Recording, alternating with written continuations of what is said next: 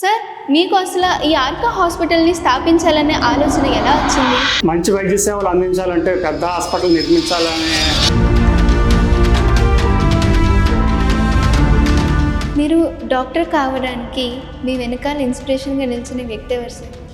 ముఖ్యంగా మా తల్లిదండ్రులే ముఖ్య కారణం. మా ఫాదరు ఒక టీచరు. ఆయన చిన్నప్పటి నుంచి నువ్వు డాక్టర్ అవ్వాలి. సార్, ఇప్పుడు కరోనా టైంలో దాదాపు 25,000 మందికి పైగా చికిత్స చేసిన ఘనత మన రాష్ట్రంలో మీ ఒక్కరికే దక్కింది. కరోనా అనేది గవర్నమెంట్ హాస్పిటల్లో ఈ ప్రైవేట్ ప్రాక్టీస్లో కరోనా రోగుల్ని చూడడం నేను మొదలుపెట్టాను.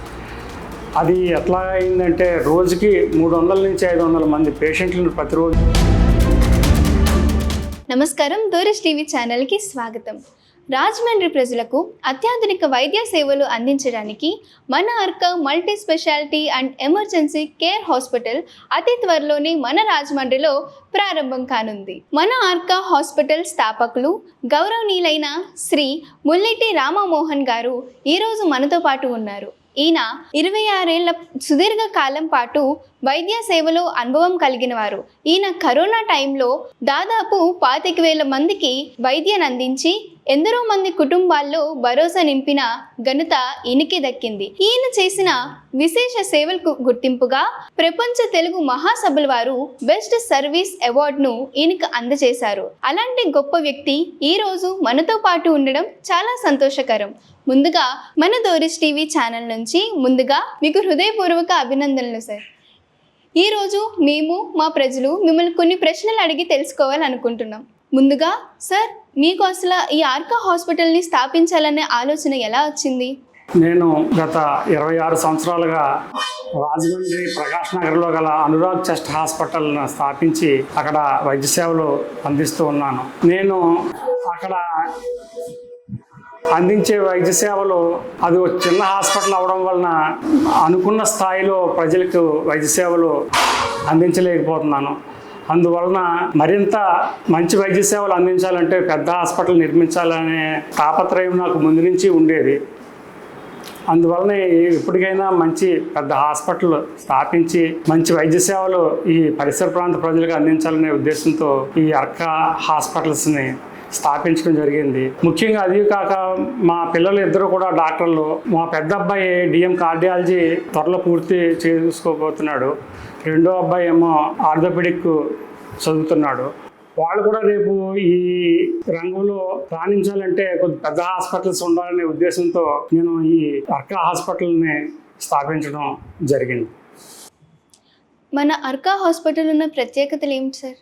ఈ ఆర్కా హాస్పిటల్స్ అన్నది ఈ ఉభయ గోదావరి జిల్లాలో వన్ ఆఫ్ ది బిగ్గెస్ట్ హాస్పిటల్స్లో ఒకటి. ఇది దాదాపు 200 బెడ్లు కలిగిన ఆసుపత్రి.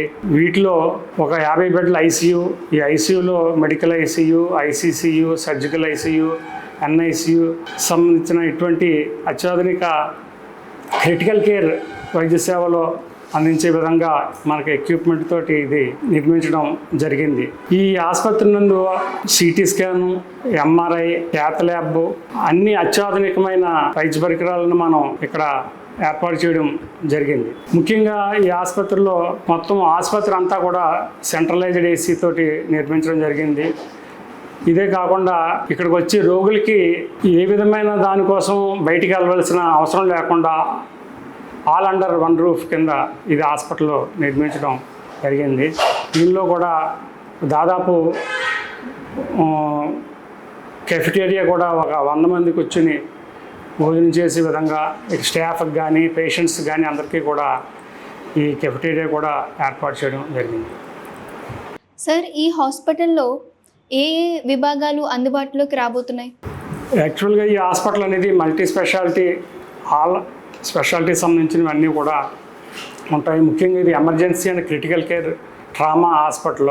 అంటే దీనిలో ముఖ్యంగా నేను పల్మనాలజీ, కార్డియాలజీ, న్యూరాలజీ, అలాగే nephrology, urology, paediatrics, gynaecology, diabetology, endocrinology, అట్లా ఆర్థోపెడిక్, అట్లాగా ఆల్ స్పెషాలిటీస్ అన్నీ కూడా ఇక్కడ అందుబాటులో ఉంటాయి.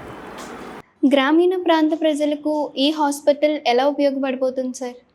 ఈ ఆసుపత్రి అత్యాధునిక పరికరాలతో ఎక్విప్మెంట్తో స్థాపించడం జరిగింది. అలాగని కార్పొరేటు రంగంలో విధంగా కాకుండా ఈ చుట్టుపక్కల ప్రజలకు అందరికీ కూడా రీజనబుల్ ధరలతో అందరికీ కూడా వైద్య సేవలు అందించాలనే ఉద్దేశంతో మనం ఇది ముందుకు పోతున్నాం. అలాగే త్వరలో ఇక్కడ ఎన్టీఆర్ వైద్య సేవ కానీ, అలాగే ఎంప్లాయ్మెంట్స్ హెల్త్ స్కీమ్ కానీ, ఈఎస్ఐ కానీ, ఇవన్నీ కూడా క్యాష్లెస్ ట్రీట్మెంట్ కానీ ఇవన్నీ కూడా మన ఆసుపత్రిలో అందుబాటులో ఉంటాయి. సార్, మీ సక్సెస్ఫుల్ ఎడ్యుకేషనల్ జర్నీ మేము తెలుసుకోవచ్చా? నా ఎడ్యుకేషన్ అంతా చాలా స్కూల్స్ కాలేజెస్లో జరిగింది. నేను 8th, 9th, 10th AP residential school తాడికొండలో చదవడం జరిగింది. ఆ తర్వాత ఇంటర్మీడియట్ రాజోల్ గవర్నమెంట్ కాలేజీలో పూర్తి చేశాను. ఆ తర్వాత 1986లో ఎంబీబీఎస్ రంగరాయ మెడికల్ కాలేజీలో చదవడం జరిగింది. 1995లో MD pulmonology Guntur medical college నుంచి చేశాను. మీరు డాక్టర్ కావడానికి మీ వెనకాల ఇన్స్పిరేషన్గా నిలిచిన వ్యక్తి ఎవరు సార్? నేను డాక్టర్ కావడానికి ముఖ్యంగా మా తల్లిదండ్రులే ముఖ్య కారణం. మా ఫాదరు ఒక టీచరు.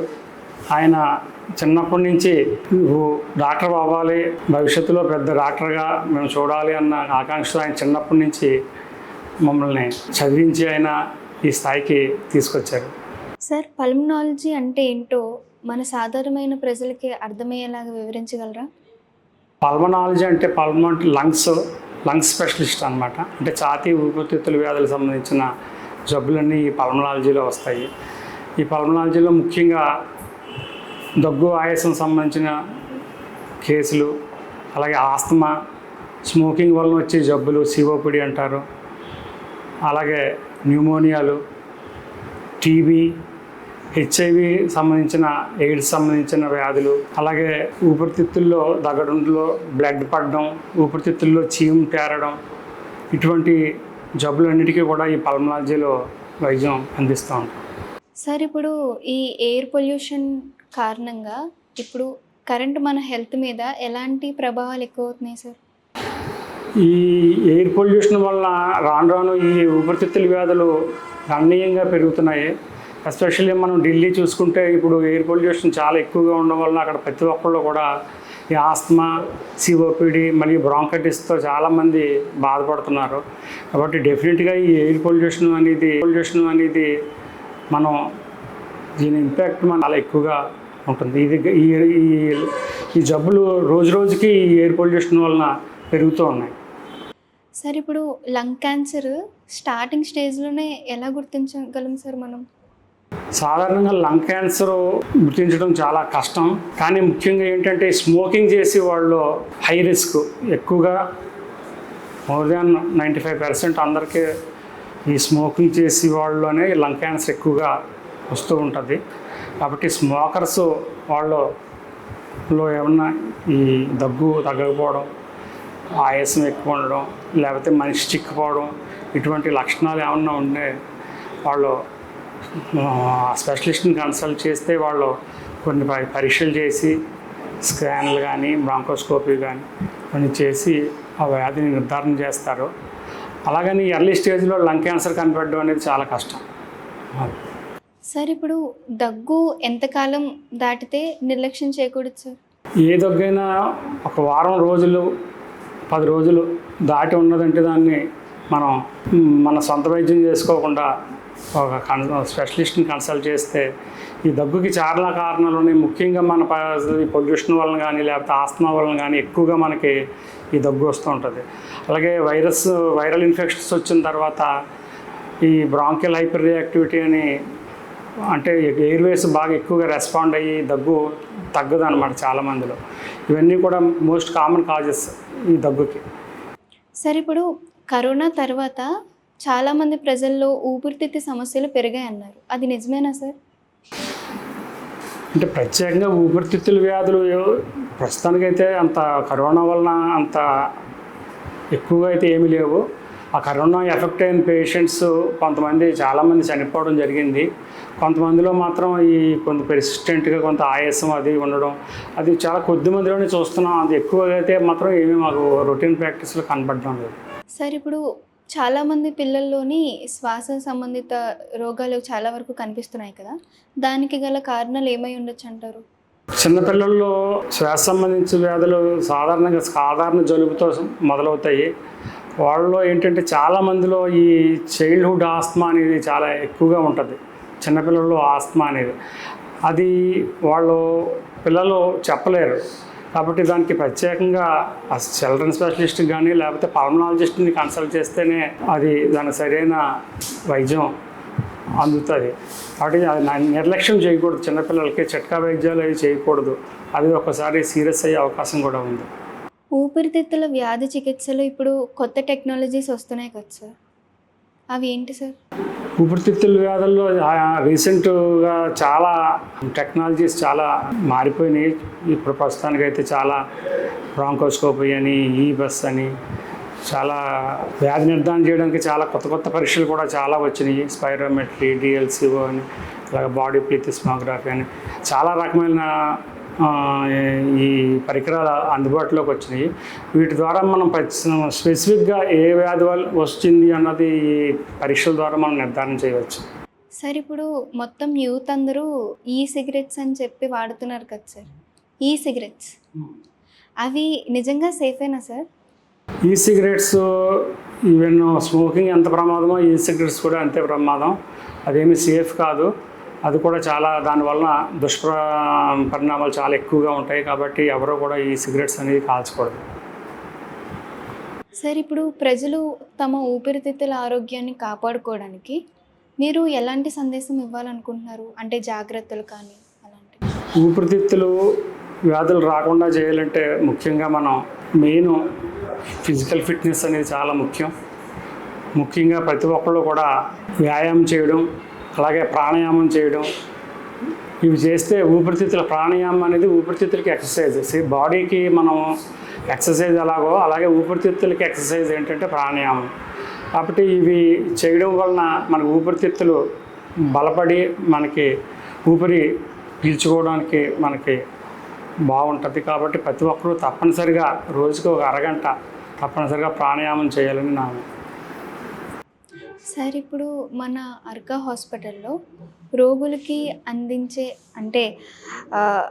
సేవల్లో మీ ప్రాధాన్యత ఏంటి సార్? మన అర్కా హాస్పిటల్లో ఎవరైనా కొత్త పేషెంట్ మన హాస్పిటల్కి వస్తే వాళ్ళని రిసీవ్ చేసుకుని వాళ్ళు మొత్తం వెళ్ళే వరకు వాళ్ళకి ప్రత్యేక శ్రద్ధ చూపించే ప్రత్యేకమైన టీముని మనం ఏర్పాటు చేయడం జరిగింది. అలాగే ఇక్కడ ఉన్న పేషెంట్లకి ఈ టెస్ట్లకు వెళ్ళిన తర్వాత కొంత సమయం ఎక్కువ పడితే మనకి అందుబాటులో మనకి క్యాఫెటేరియా అది తక్కువ ధరలతో అందరికీ కూడా నాణ్యమైన ఫుడ్ని అందించే ఏర్పాట్లు కూడా మన ఆసుపత్రిలో ఏర్పాటు చేయడం జరిగింది. సార్ ఇప్పుడు కరోనా టైంలో దాదాపు 25,000 మందికి పైగా చికిత్స చేసిన ఘనత మన రాష్ట్రంలో మీ ఒక్కరికే దక్కింది. ఆ కరోనా టైంలో మీ అనుభవం ఏంటి? మొదట్లో ఈ కరోనా అనేది గవర్నమెంట్ హాస్పిటల్లో మాత్రమే వైద్యం చేసేవారు. అప్పుడు ఈ పాండమిక్ ఎప్పుడైతే వచ్చిందో ప్రజల్లో ఒక రకమైన భయం, ఏదైనా జబ్బు వస్తే ఏం చేయాలి, బయట ప్రైవేట్ హాస్పిటల్స్ అన్నీ మూసేశారు. ఏం చేయాలి, ఎవరిని కన్సల్ట్ చేయాలి అని తెలియక చాలామంది చాలా భయపడిపోయారు. అటువంటి సమయంలో నేను ఏం చేశానంటే పల్మనాలజిస్ట్గా ధైర్యం చేసి, పల్మనాలజిస్ట్ వైద్యం చేయకపోతే ఇంకా ప్రజలకి ఎవరు వైద్యం అందిస్తారని నేను మొట్టమొదటిసారిగా ధైర్యం చేసి ఈ ప్రైవేట్ ప్రాక్టీస్ ఆంధ్ర తెలంగాణలో మొట్టమొదటిసారిగా ఈ ప్రైవేట్ ప్రాక్టీస్లో కరోనా రోగుల్ని చూడడం నేను మొదలుపెట్టాను. అది ఎట్లా అయిందంటే రోజుకి 300 నుంచి 500 మంది పేషెంట్లను ప్రతిరోజు చూడడం జరిగింది. వీళ్ళందరూ కూడా అది వాళ్ళ అదృష్టమో ఆ దైవ కృపో. నా దగ్గరికి వచ్చిన పేషెంట్లు ఆల్మోస్ట్ 98% అందరూ ఈరోజు కూడా క్షేమంగా ఈరోజు కూడా నన్ను కలుస్తూ వాళ్ళ కృతజ్ఞతలు తెలియజేస్తూ ఉంటారు. సరే అప్పుడు మీరు ఆ కరోనా టైంలోనే మీరు భయపడకుండా అంతమందికి సేవను అందజేశారు. ఆ టైంలో మీరు ఎదుర్కొన్న సవాళ్ళేంటి? అంటే అప్పుడు సరైన ఆక్సిజన్ సిలిండర్స్ అందుబాటులో లేవు కదా! నేను ఓన్లీ ఓపీ వైద్యం మాత్రమే అందించాను. ఎవరిని ఇన్పేషెంట్లుగా హాస్పిటల్లో అడ్మిట్ చేసి అటువంటి వైద్యం నేను చేయలేదు. ఎవరినన్నా బాగోకపోతే నువ్వు పలానా ఆ గవర్నమెంట్ హాస్పిటల్కి వెళ్ళి నువ్వు ఆక్సిజన్ అవసరం అవుతుందని చెప్పి నేను పంపించేసేవాడిని. కాబట్టి అలాగా చాలామంది ఓపీ ట్రీట్మెంట్ తోటే నేను అందించిన ఓపీ ట్రీట్మెంట్ తోటే 98% ప్రజలు పేషెంట్లు రికవర్ అయిపోవడం జరిగింది. అలా కొంతమందికి మరీ సీరియస్గా ఉంటే నేనే పలానా చోటుకి వెళ్ళి పలానా చోట అడ్మిట్ అవ్వని చెప్పి కొంతమందిని పంపించి వాళ్ళు కూడా అక్కడ కూడా సేఫ్గా వాళ్ళు బయటకు రావడం జరిగింది. నాకు తెలిసిండి అతి కొద్ది మరణాలు మాత్రం నాకు తెలిసిన పేషెంట్లు, నేను చూసిన పేషెంట్లు జరిగింది. సార్ ఇప్పుడు మన ఊపిరితిత్తులు క్షేమంగా ఉండాలంటే మన డైలీ లైఫ్లో ఎలాంటి ఆహారం మనం తీసుకోవాలి? ఆహారం అనేది ఎప్పుడు సమతుల ఆహారం అనేది అందరికీ కూడా అవసరం. అలాగని ఈ రోజుల్లో ఈ ఫాస్ట్ ఫుడ్స్ కానీ లేకపోతే ఈ కూల్ డ్రింక్స్ ఇటువంటివి ఎక్కువైపోయి వీటి వలన కూడా అనేక రకములైన జబ్బులు రావడం ఇవన్నీ జరుగుతున్నాయి. ఎస్పెషల్లీ ఈ శీతల పానీయాలు ఇవి తాగడం వల్ల ఊపిరితిత్తుల వ్యాధులు చాలా ఎక్కువగా వచ్చే అవకాశం ఉంది. గొంతు నొప్పి రావడం, జలుబు చేయడం, ఆ తర్వాత న్యూమోనియా రావడం, సీరియస్ అవ్వడం కూడా జరుగుతూ ఉంటుంది. కాబట్టి సాధ్యమైనంత వరకు ఈ ఫాస్ట్ ఫుడ్స్కి కానీ ఈ శీతల పానీయాలు కానీ దూరంగా ఉండాలని నాకు కోరిక. సార్ ఇప్పుడు మనం చూస్తున్న యువతలో అత్యధికంగా కనిపించే ఊపిరితిత్తుల సంబంధిత రోగాలు ఏంటి సార్? ఎక్కువగా ఉబ్బసం వ్యాధి, అది ఈ మన ఎక్కువ ప్రజల్లో ఉబ్బసం వ్యాధి ఉంటుంది. కానీ వీటిలో ఏం జరుగుతుందంటే 100కి 10 మందికి సుమారుగా 10 మందికి ఈ ఉబ్బసం వ్యాధి ఉన్నది. కానీ ఏమైందంటే ఈ 10 మందిలో 100కి 10 మందిలో ఓన్లీ 2-3 మాత్రమే సరైన స్పెషలిస్ట్ని కన్సల్ట్ చేసి సరైన ట్రీట్మెంట్ తీసుకోవడం జరుగుతుంది. ఆ తీసుకున్న వాళ్ళు కూడా కంటిన్యూస్గా వాళ్ళు ఒక పద్ధతి ప్రకారం తీసుకోవడం లేదు. వాళ్ళు ఏదైనా ఎక్కువగా వచ్చినప్పుడు కన్సల్ట్ చేయడం తప్పితే మిగిలిన రోజుల్లో వాళ్ళు పూర్తిగా నెగ్లెక్ట్ చేస్తున్నారు. అందువలన ఈ వ్యాధి బాగా వాళ్ళు కొంతమందిలో అలా ముదిరిపోవడం జరుగుతుంది. ఉబ్బసం వ్యాధికి రెగ్యులర్ ట్రీట్మెంట్ అనేది చాలా ముఖ్యం. మన లంగ్స్ భద్రత కోసం మనం చేయాల్సిన ఎక్సర్సైజ్ ఎంత ముఖ్యం సార్? మెయిన్గాను ఈ కార్డియో ఎక్సర్సైజులు అనేవి ఈ ఊపిరితిత్తులను బలపరచడానికి ఉపయోగపడతాయి. గుండెని ఊపిరితిత్తుల్ని బలపరచడానికి కార్డియో అంటే బ్రిస్క్ వాకింగ్ కానీ జాగింగ్, రన్నింగ్, అట్లనే ముఖ్యంగా ప్రాణాయామం. ఈ ప్రాణాయామం అనేది చాలా ముఖ్యం. ఊపిరితిత్తుల యొక్క పటిష్టతకి ఏంటంటే ప్రాణాయామం అనేది చాలా ముఖ్యం. సార్ ఇప్పుడు చాలామంది ఏంటంటే వాళ్ళకి తెలియకో లేకపోతే డాక్టర్ గారి దగ్గరికి వెళ్ళడానికి భయమేసో వాళ్ళకంటూ సెల్ఫ్ మెడికేషన్ చేసుకుంటారు. అది ఎంత ప్రమాదకరం సార్? అంటే కొంత చిన్న జలుబులకి చిన్న దగ్గులకి సెల్ఫ్ మెడికేషన్ అనేది చిట్కాలు అనేది మన పెద్దలు ఏవో ఇస్తూ ఉంటారు. వాటి వలన చాలా వరకు కొంత తగ్గుతూ ఉంటుంది. కానీ ఒక స్టేజ్ దాటినాక దగ్గు తగ్గడం లేదు, లేకపోతే జ్వరం తగ్గడం లేదు అంటే మాత్రం వెంటనే ఒక ఎండీని కానీ కన్సల్టెంట్ స్పెషలిస్ట్ని కానీ కన్సల్ట్ చేస్తే వాళ్ళకి మంచిది. లేకపోతే కొంతమందిలో సీరియస్ అయ్యి ప్రాణం పోయే పరిస్థితి కూడా ఎస్పెషల్లీ ఊపిరితిత్తుల వ్యాధుల వలన జరుగుతుంటుంది. ఏదో న్యూమోనియా రావడం కానీ ఆ న్యూమోనియా ఎక్కువయ్యి ARDS అనే దానిలో పెడతా ఉంటుంది. వాళ్ళు వెంటిలేటర్ మీదకి వెళ్తూ ఉంటారు. కాబట్టి సెల్ఫ్ మెడికేషన్ అనేది ఎప్పుడు మంచిది కాదు. డాక్టర్ యొక్క పర్యవేక్షణలో ఎప్పుడు వైద్యం తీసుకోవడం అనేది చాలా ముఖ్యం. సార్ ఇప్పుడు పేద ప్రజలకి మెరుగైన వైద్యం అందించడానికి మీకున్న ఆలోచనలు ఏంటి?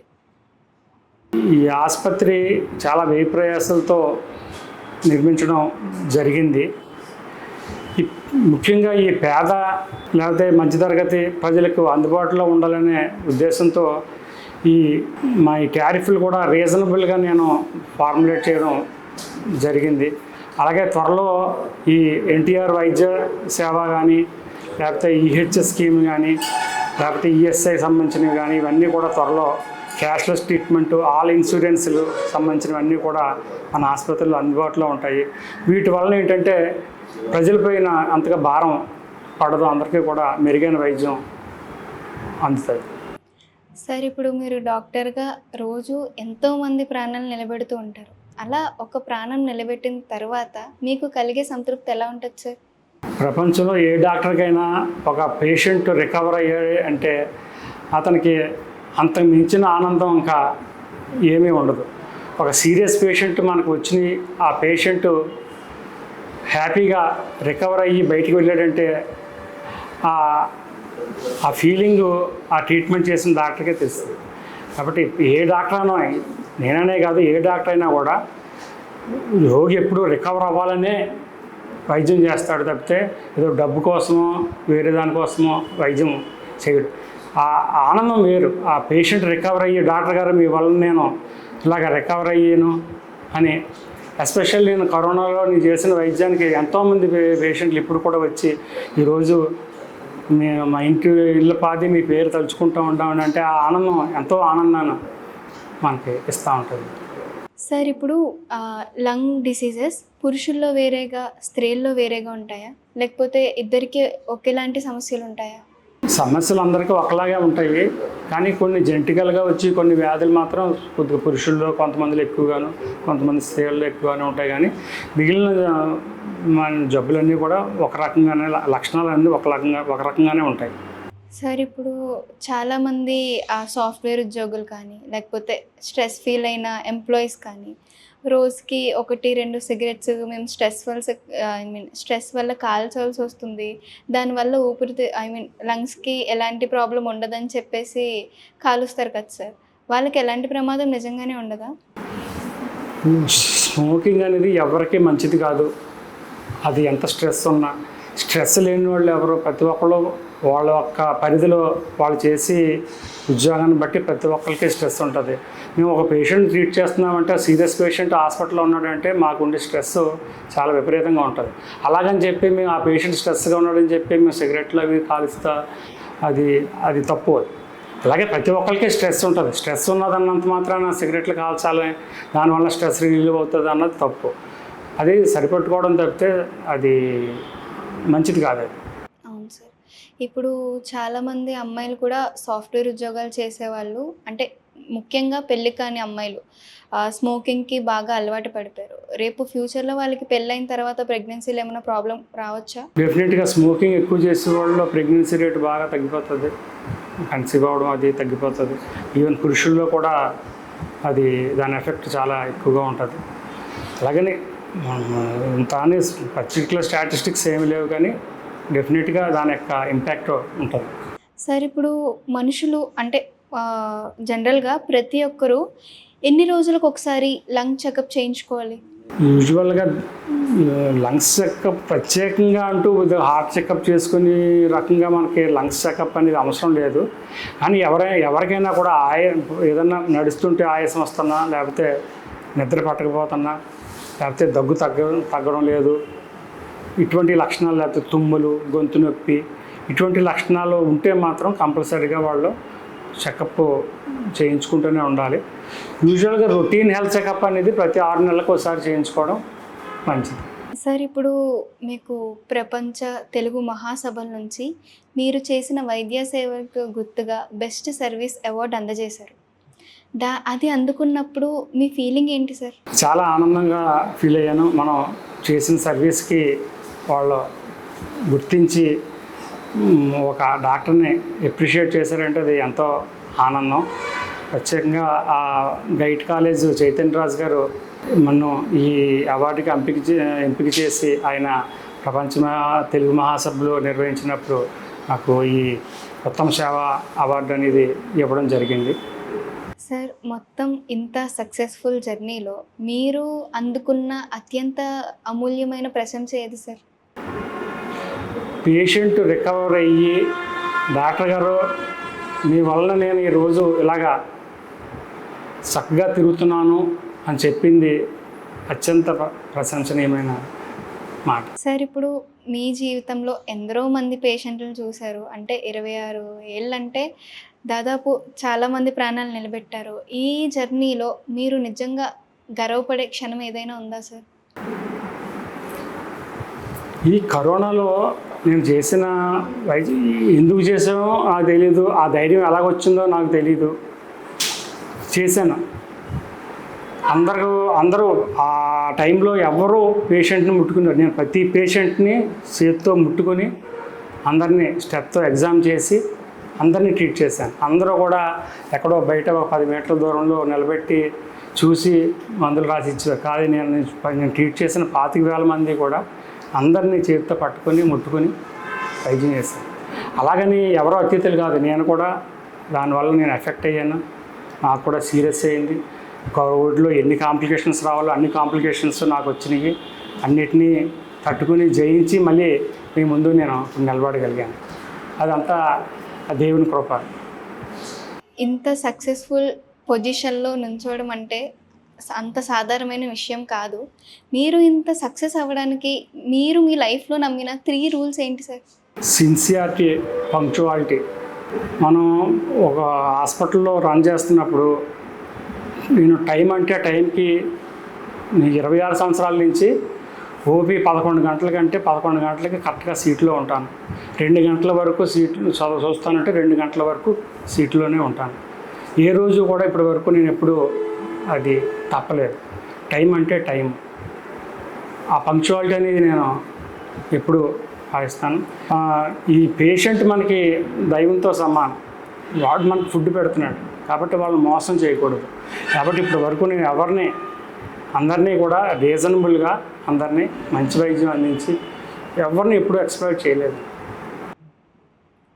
సార్, ఇప్పుడు కరోనా టైంలోని ఒక వ్యక్తికి కరోనా వచ్చిందంటే కనీసం మన దగ్గరికి వెళ్ళడానికి కూడా భయపడేవాళ్ళం.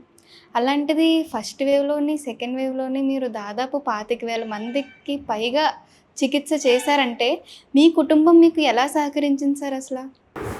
ఆ కుటుంబం ఎస్పెషల్లీ మా భార్య వైఫ్ చంద్రిక కానీ అలాగే మా పిల్లలు ఆశిష్ అనురాగ్ అందరూ కూడా నాకు పూర్తి సహకారం అందించారు. నేను ఎంతమంది వైద్యం చేసినా కూడా మా ఇంట్లో నాతో పాటే మా వైఫ్ కూడా నాతో పాటే ఉండేది. ఆవిడ డ్రగ్స్ డిస్పెన్స్ చేయడం కానీ, పేషెంట్ చూసుకోవడం కానీ, బయట స్టాఫ్ మేనేజ్ చేసుకోవడం కానీ, వాళ్ళకు ఏమీ అవ్వలేదు. అట్లానే మా స్టాఫ్ కూడా ఎవరో ఎఫెక్ట్ అవ్వాలి. అది ఆ దైవ కృపని అనుకోవాలి. ఎవరికి ఏం అవ్వలేదు. అంటే నేను ఎఫెక్ట్ అయ్యాను. నాకు చాలా సీరియస్గా వచ్చింది కోవిడ్. సార్, ఇప్పుడు కొంతమంది ప్రజలు వాళ్ళు ఏదైనా పనిలో ఉన్నప్పుడు సడన్గా ఊపిరి అందకపోవడం కానీ, లేకపోతే ఏదైనా ప్రమాదాలు ఇరుక్కుపోవడం కానీ జరుగుతుంది. అప్పుడు వారు బయటపడే సిచ్యువేషన్లో కూడా ఉండరు. అలాంటప్పుడు ఎమర్జెన్సీ మెడికేషన్గా వాళ్ళు సెల్ఫ్గా చేసుకోవడానికి ఏమన్నా ఉంటాయా సార్? యూజువల్గా ఈ ఎమర్జెన్సీ మెడికేషన్ అనేది ఈ జబ్బుల్లో అంత ఈజీ కాదు. అది అడ్వైజబుల్ కూడా కాదు. అంటే ఎస్పెషల్లీ ఈ ఆస్మా పేషెంట్లు, సిఓపిడి పేషెంట్లు అయితే వాళ్ళకి ప్రిస్క్రైబ్ డ్రగ్స్ వాళ్ళు ఎప్పుడు దగ్గరుంచుకొని, ఆస్మా అటాక్స్ అనేవి ఎప్పుడు వస్తాయో తెలియదు. సడన్గా ఏదైనా డస్ట్కి ఎక్స్పోజ్ అయినా, లేకపోతే ఏమైనా వర్షంలో తడిసినా, మంచులోకి వెళ్ళినా వాళ్ళకి సడన్గా అటాక్స్ వస్తాయి. వాళ్ళు ఎప్పుడు కూడా డాక్టర్ ప్రిస్క్రైబ్ చేసిన ఇన్హేలర్స్ కానీ, ట్యాబ్లెట్లు కానీ ఎప్పుడు వాళ్ళు ఎక్కడికి వెళ్ళినా కూడా క్యారీ చేయాలి.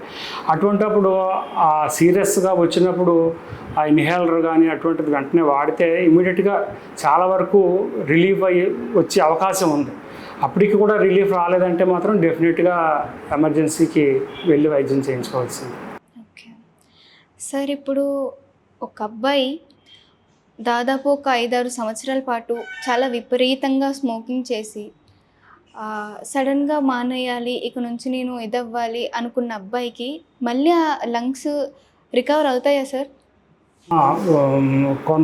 లంగ్స్ స్మోకింగ్ కొంతకాలం చేసి మానేస్తే చాలా వరకు కూడా లంగ్స్ నార్మల్ రికవర్ అయిపోయే ఛాన్స్ ఉంది. కానీ ఒక స్టేజ్ దాటితే మాత్రం అది రికవర్ అవ్వదు. ఒక స్టేజ్ వరకు మాత్రం కంప్లీట్ రికవరీ వచ్చేస్తుంది. సార్, ఇప్పుడు త్వరలో మీ అర్కా హాస్పిటల్ ప్రారంభం కానుంది. మన రాజమండ్రి మరియు పరిసర ప్రజలకి మీరు ఏం చెప్పాలనుకుంటున్నారు?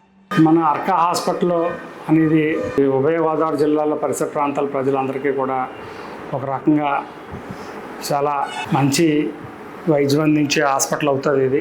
ఎందుకంటే ఇక్కడ అన్ని స్పెషాలిటీసు, ఎమర్జెన్సీ కేరు, అలాగే ఆల్ స్పెషలిస్టులు అతి అందుబాటులో ధరలలో అందించే అవకాశం ఉంది. ఇందాక చెప్పానుగా ఇక్కడ ఎన్టీఆర్ వైద్య సేవ కానీ, అదే ఆరోగ్యశ్రీ, అలాగే మిగిలిన హెల్త్ స్కీమ్లు కానీ, క్యాష్లెస్ ట్రీట్మెంట్ కానీ ఇవన్నీ కూడా మనం ఇక్కడ అందించడం జరుగుతుంది. మన హాస్పిటల్లో ఎంటర్ అయితే మళ్ళీ బయటికి వెళ్ళవలసిన అవసరం ఏ రోగికి ఉండదు. అన్నీ కూడా మన హాస్పిటల్లోనే అందుబాటులో ఉంటాయి. సార్ ఇప్పుడు యంగ్ డాక్టర్స్ ఉంటారు కదా, ప్రజెంట్ ఇప్పుడు స్టడీ చేస్తున్నారు, వాళ్ళకి మీరు ఇచ్చే సందేశం ఏంటి? యంగ్ డాక్టర్స్ ఎవరైనా కూడా మనం ఏమి చదివాము, ఏమి చేసాము, ఈ స్పెషాలిటీ మంచిది, ఆ స్పెషాలిటీ మంచిది కాదు అన్నది ఏమీ లేదు. అన్ని స్పెషాలిటీస్ మంచివే. కానీ ఆ స్పెషాలిటీలో నువ్వు మంచి గుర్తింపు మంచిది, నీకు మంచి నాలెడ్జ్, మంచి టాప్లోకి వెళ్తే ఏ స్పెషాలిటీలో కూడా మీరు సక్సెస్ అవ్వచ్చు. Main dedication. పేషెంట్ని మనం దైవ స్వరూపంగా భావించి వాళ్ళని వైద్యం చేస్తే ఆటోమేటిక్గా ప్రతి ఒక్కళ్ళు సక్సెస్ అవుతారు. అంతే తప్పితే అది మనం ఒక డెడికేషన్ లేకుండా ఉంటే మాత్రం ఎవరు సక్సెస్ అవ్వరు. ఏ సక్సెస్ మ్యాన్ తీసుకున్నా కూడా మెయిన్ స్ట్రిక్ట్ పంక్చువాలిటీ, కొన్ని నామ్స్ ప్రకారం బతికితే వాళ్ళు ప్రతి ఒక్కళ్ళు కూడా ఎవరైనా కూడా సక్సెస్ అయ్యే అవకాశం. సార్ ఇప్పుడు మళ్ళీ కరోనా లాంటి ఏదైనా పాండమిక్ టైం వస్తే మన ఆరోగ్య వ్యవస్థ దాన్ని ఎదుర్కోవడానికి రెడీగా ఉందా? ఎప్పుడు ప్రభుత్వాలు ఎప్పుడు ఈ రెడీగానే ఉంటాయి. మనం ఈ కోవిడ్ వచ్చినంత ఎఫెక్ట్ మళ్ళీ మనం చూడవేమో అనిపిస్తుంది. కానీ ప్రభుత్వాలు ఎప్పుడు కూడా దానికి ప్రిపేర్ అయ్యే ఉంటాయి. సార్ ఇప్పుడు మన అర్కా హాస్పిటల్ త్వరలో ప్రారంభం కాబోతుంది. రాబోయే 5 సంవత్సరాల్లో మీ గోల్ ఏంటి సార్? ఈ రాబోయే 5 సంవత్సరాల్లో ఇది one of the best hospital అనిపించుకోవాలని నా తాపత్రయం. అలాగే అదే పేషెంట్లందరికీ కూడా ఇది మంచి వైద్యం మనకు అందుబాటు ధరల్లో జరుగుతుంది అని నిరూపించుకోవాలన్నదే నా తాపత్రయం. సార్ ఇప్పుడు మన రాజమండ్రిలోని పరిసర ప్రాంతాల్లో అంటే కొంచెం ఆధునిక టెక్నాలజీ కలిగిన హాస్పిటల్స్ ఉన్నాయి. ఇప్పుడు ప్రజలందరూ మన హాస్పిటల్ని నమ్మి మన దగ్గరికి చికిత్సకి రావడానికి మన దగ్గరున్న పరికరాలు మరియు మనం వాళ్ళని రిసీవ్ చేసుకునే తత్వం ఎలా ఉండబోతుంది సార్? ఇది ఈ అర్కా హాస్పిటల్ అనేది అత్యాధునిక ఈ NABH నామ్స్తో నిర్మించిన ఆసుపత్రి. NABH నామ్స్ అనేవి చాలా స్ట్రిక్ట్గా ఉంటాయి. అంటే క్వాలిటీ హెల్త్ సంబంధించిన దీనిలో NABH అనేది అల్టిమేట్ సర్టిఫికేషన్ అన్నమాట. ఆ నామ్స్తో నిర్మించిన ఆసుపత్రి కాబట్టి ఇక్కడికి వచ్చి రోగికి మనకు ఇక్కడ అన్ని రకాలైన పరికరాలు, అత్యాధునికమైన వైద్య పరికరాలు అందుబాటులో ఉన్నాయి. అంటే ముఖ్యంగా ఈ CT స్కాన్ కానీ, MRI స్కాన్ కానీ, అలాగే అల్ట్రాసౌండ్, ఎకో మిషను, అలాగే ఊపిరితిత్తులకు సంబంధించిన పరీక్షలకు సంబంధించినవి, అలాగే గుండెకు సంబంధించిన క్యాత్ ల్యాబ్ కానీ, అలాగే దానిలో ఉన్న TMT హాల్టరు, అలాగే బ్రెయిన్కి సంబంధించిన పరికరాలు EEG కానీ, EMG కానీ, అలాగా అన్ని రకాలైన ఈ వైద్య ఇన్వెస్టిగేషన్స్ మన ఆసుపత్రిలో అందుబాటులో ఉంటాయి. ఇప్పుడు మన హాస్పిటల్కి రాబోయే ప్రజలకి మీరిచ్చే సందేశం ఏంటి సార్? ఈ తూర్పు మరియు పశ్చిమ గోదావరి జిల్లాల ప్రజలందరికీ విజ్ఞప్తి, ఈ మన ఆసుపత్రి ఇది అందరికీ అందుబాటులో ఉండే ఆసుపత్రి, అందరికీ కూడా మంచి కంఫర్ట్. మేము ఈ పేషెంట్ లోపలికి వచ్చినప్పటి నుంచి వాళ్ళు రిసీవ్ చేసుకోవడం కానీ, వాళ్ళు మళ్ళీ వెళ్ళే వరకు కూడా అందరూ కూడా మీకు ఈ ఆసుపత్రిలో అందరూ మీకు దగ్గరుండి చూసుకుని మిమ్మల్ని త్వరగా బయటికి పంపించే విధంగా ఇక్కడ మా స్టాఫ్ని ఏర్పాటు చేయడం జరిగింది. కాబట్టి మనకి ఈ ఆసుపత్రిలో అన్ని రకాలైన వైద్య పరికరాలు కానీ, స్పెషాలిటీస్ కానీ అందుబాటులో ఉంటాయి. ఇంకా ప్రత్యేకంగా దీనికోసం ఒక స్పెషాలిటీ కోసం బయటికి వెళ్ళవలసిన అవసరం ఇక్కడ ఉండదు. కాబట్టి ఈ అవకాశాన్ని ఈ తూర్పు మరియు పశ్చిమ గోదావరి మరియు ఇతర జిల్లాల యొక్క ప్రజలందరూ వినియోగించుకుని, అంటే సాధారణంగా ఆసుపత్రికి రావాలని ఎవరో కోరుకోరు, కానీ మనకు జబ్బు చేసినప్పుడు తప్పనిసరిగా ఆసుపత్రికి వెళ్ళి మంచి వైద్యం తీసుకుని త్వరగా కోలుకోవాలని నేను ఆశిస్తున్నాను. సార్, ఇప్పుడు మీ హాస్పిటల్కి అర్కా అని పేరు పెట్టడానికి ఏమైనా బలమైన కారణం ఉందా? అర్క అనేది ఒక ట్రిక్కీ అది. అర్క అంటే యాక్చువల్గా సూర్యకిరణాలు అని అర్థం. మనకి స్వస్థతను చేకూర్చేది ఏంటంటే సూర్యకిరణాలు, సన్ రేస్. కాబట్టి ఆ అర్క అనేది అలా వచ్చింది. కానీ దానిలో నిగూఢంగా ఇంకో ఏంటంటే అర్క అనేది మేము మా ఫ్యామిలీలో నలుగురు డైరెక్టర్స్ ఉన్నాయి. దానిలో ఏ అంటే ఆశీష్ మా పెద్ద అబ్బాయి కార్డియాలజిస్టు, ఆర్ అంటే రామ్మోహన్, సి అంటే చంద్రిక మా వైఫ్, ఏ అంటే అనురాగ్ మా చిన్న అబ్బాయి ఆర్థోపెడిషన్. ఈ నలుగురి పేర్ల మీద అర్క అనేది నేనే ఫ్రేమ్ చేశాను. ఒక రకంగా ఏంటంటే అర్క సూర్యకిరణాలు అని రావడం, ఈ నలుగురి పేర్లు అర్కలో కుదరడం అనేది అలా జరిగిపోయింది. అది చాలా థ్యాంక్ యూ సార్. ఇప్పటి వరకు మేము అడిగిన ప్రతి ప్రశ్నకి ఓపికగా, సహనంతో, సమయస్ఫూర్తితో చాలా మంచిగా మాకు సమాధానాలు అందించారు. మీ సమయానికి, మీ ఓర్పుకి ఉంటాను సార్.